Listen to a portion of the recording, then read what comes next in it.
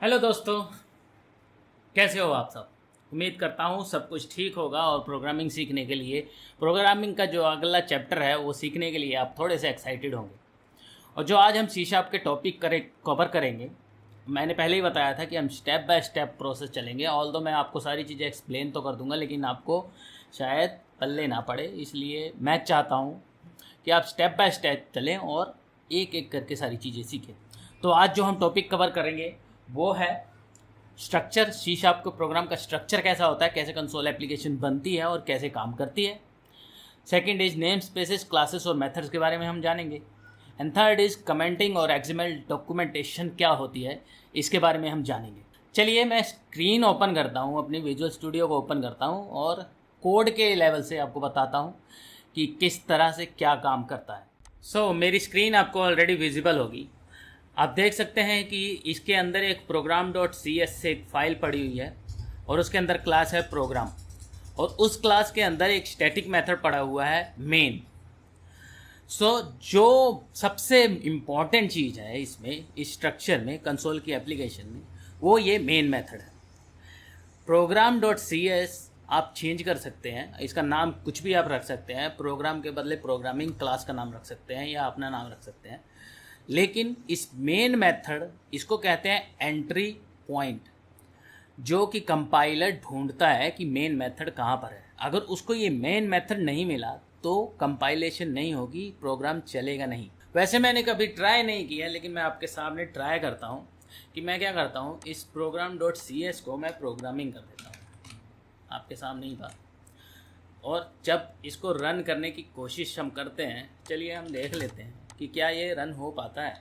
Dot net run, वाह, hello world print हो गया।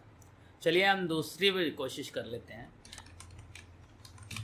Hello programming. और जब मैं इसको रन करने की कोशिश करता हूँ, वाह, program does not contain a static main method, suitable the entry point in the C sharp project, the build failed, fix the build error and try again. ये हमारा एंट्री लेवल पॉइंट है।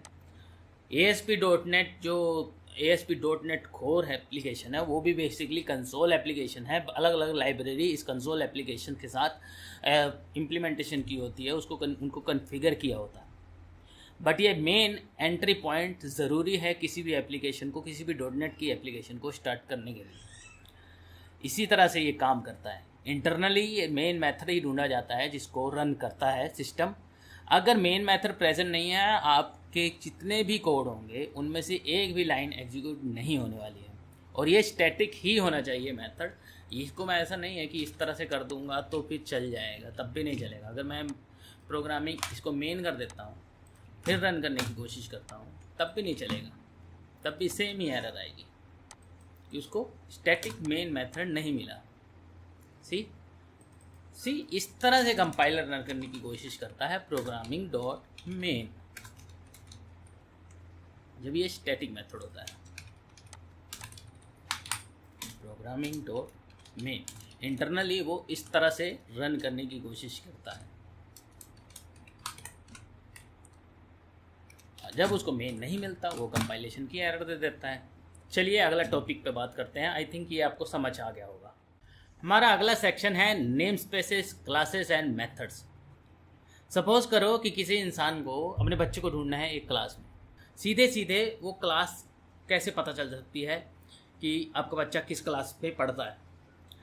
इसको पता करने के लिए आपको सबसे पहले पता होना चाहिए कि किस स्कूल में मेरा बच्चा पढ़ता है। उस स्कूल में जाएंगे तो स्कूल के बाद आपको एक्सेस लेना होगा क्लास का, कि कौन सी क्लास में मेरा ये पर्टिकुलर बच्चा पढ़ता है। उस क्लास में जाने के बाद आपको परमिशन लेनी होगी उस बच्चे से बात करने की या उस बच्चे से मिलने की। ठीक इसी तरह से नेम स्पेसेस भी होते हैं। नेम स्पेसेस एक तरह का बॉक्स है जिसके अंदर क्लासेस, मेथड, सब कुछ पड़ा हुआ है। सुपीरियर बॉक्स है वो। सपोज एक बॉक्स के अंदर अब टीचर्स जो होते हैं, टीचर्स को एक क्लास से दूसरी क्लास में जाने की इजाज़त हो सकती है, लेकिन बाहर वाले को नहीं होगी। बाहर वाले को क्यों नहीं होगी? क्योंकि उसको स्कूल की परमिशन नहीं। स्कूल की परमिशन मतलब नेम स्पेसेस की परमिशन नहीं।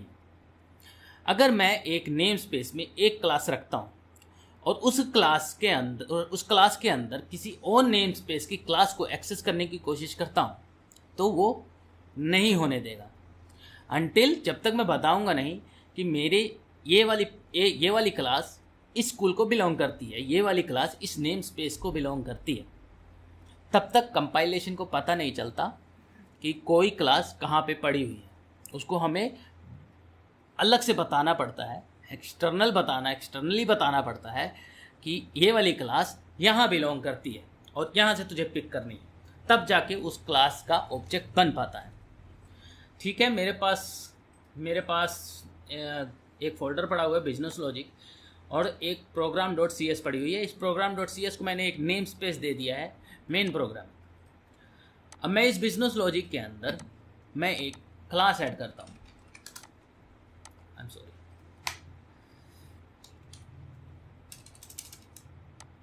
लाइक प्रोडक्ट बिजनेस लॉजिक.cs। अगर तो मैं इस बिजनेस लॉजिक क्लास को कोई नेम स्पेस नहीं देता हूँ फिर तो ये हर जगह पे एक्सेसिबल हो जाती है।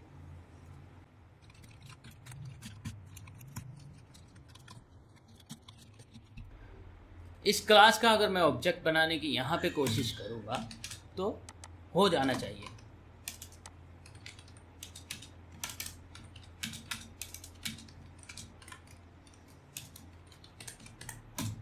dl.addProduct,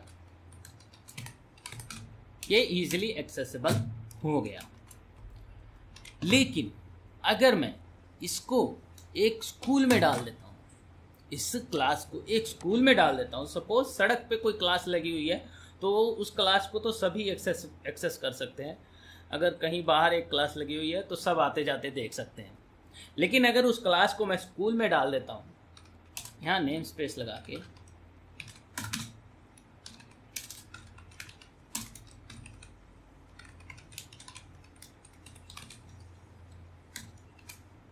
मैंने अब इस क्लास को स्कूल में डाल दिया, दैट मीन्स ये सड़क से उठ के अब क्लास में चली गई, स्कूल में चली गई। अब आते जाते लोग इसको देख नहीं सकते। जब आते जाते लोग नहीं देख सकते तो ये program.cs हमारा आता जाता ही इंसान है जो इस प्रोग्राम बिजनेस लॉजिक को एक्सेस नहीं कर सकता, जो हमने क्लास बनाई थी।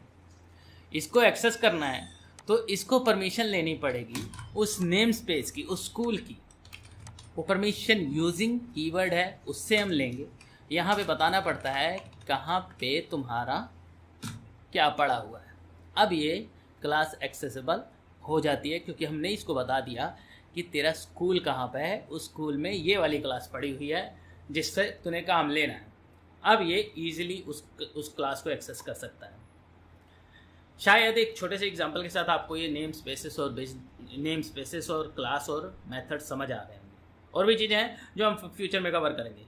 फिलहाल के लिए इस नेम स्पेसेस और क्लासेस और मेथड्स में इतना ही। चलिए अगले टॉपिक पे जंप करते हैं। जो नेक्स्ट टॉपिक हमारा है वो है कमेंट्स एंड रीडेबिलिटी। इसमें हम जानेंगे कि कमेंट्स क्या होते हैं, एक्सएमएल डॉक्यूमेंटेशन क्या होती है और कोड को रीडेबल कैसे बनाया जा सकता है। अगेन हम फिर से उसी program.cs में आ गए। उसके अंदर मेन मेथड पड़ा हुआ है, बट ये मेन मेथड करता क्या है हमें कैसे पता। जब नया डेवलपर कोई आएगा, चलिए सब जानते हैं क्या होता है। चलिए हम ऐड प्रोडक्ट वाले बिजनेस लॉजिक पे आते हैं। जब कोई नया डेवलपर आएगा और आप ये ऐड प्रोडक्ट ऐड करके चले गए तो उस डेवलपर को कैसे पता चलेगा कि ऐड प्रोडक्ट करता क्या है। नाम तो थोड़ा बहुत क्लियर करता है, लेकिन ऐसे बहुत से नेम होंगे जिनका नाम समझ नहीं आएगा। ये ऐड प्रोडक्ट आखिरकार करता क्या है, दूसरे डेवलपर को कैसे पता चलेगा। दूसरे डेवलपर को कोई दिक्कत ना हो, इसी वजह से माइक्रोसॉफ्ट और C# ने और ऑलमोस्ट सभी प्रोग्रामिंग लैंग्वेज ने कमेंटिंग का ऑप्शन दिया हुआ है। कमेंट्स के अंदर आप बता सकते हैं कि ये मेथड, ये क्लास, ये नेम स्पेस क्या करती है। ऐड मेथड में अगर आपने बताना है कि ऐड मेथड करता क्या है तो यहाँ पे 3 लाइनें आपको स्लैशेस लगाने पड़ेंगे, 1 2 3। अब ये एक तरह से समरी आ गई। समरी में आप लिख सकते हैं ऐड प्रोडक्ट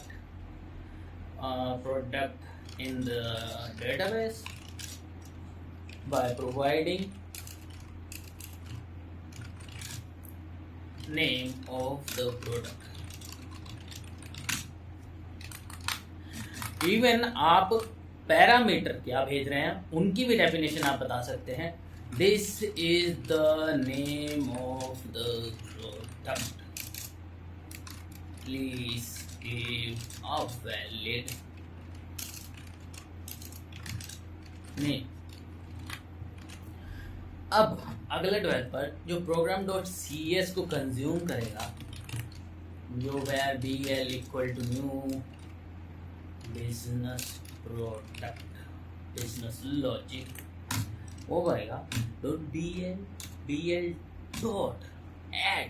जैसे ही ऐड पे वो क्लिक करेगा या होवर करेगा, साइड में उसकी पूरी डिस्क्रिप्शन आ जाएगी। Add product in the database by providing the name of the product, IntelliCode suggestion based on this context. ये सारी डिटेल जो आप लिख के जाएंगे वो सारी डिटेल बता देगा कि ये प्रोडक्ट, ये मेथड करता क्या है, और जो इंटरनली जितने भी मेथड हैं उन सब के सब ने ऑलरेडी कमेंटिंग की होती है, और ये बेस्ट प्रैक्टिस मानी जाती है ताकि अगले डेवलपर्स को कोई दिक्कत ना हो प्रोजेक्ट समझने में और आपने जो कोड किया है उसको समझने में।